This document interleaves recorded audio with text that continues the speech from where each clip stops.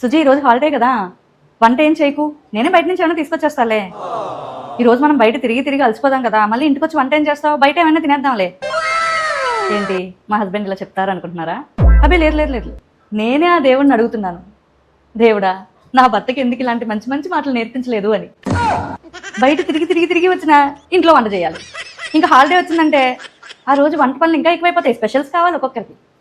ఇలా చెప్తే వినాలని నా చెవులు ఎంతగానో ఎదురు చూస్తున్నాయి. అది అవదమ్మా. నాకు తెలుసు అది అయ్యే పని కాదు, కానీ ఏదో చిన్న ఆశ. సర్లేండి, అందరికీ వరలక్ష్మి వ్రత శుభాకాంక్షలు. మీ అందరికీ ఆ వరలక్ష్మీదేవి ఆశీస్సులు ఎప్పుడూ ఉండాలని మనస్ఫూర్తిగా కోరుకుంటున్నాను. మరి మా అమ్మవారిని చూస్తారా?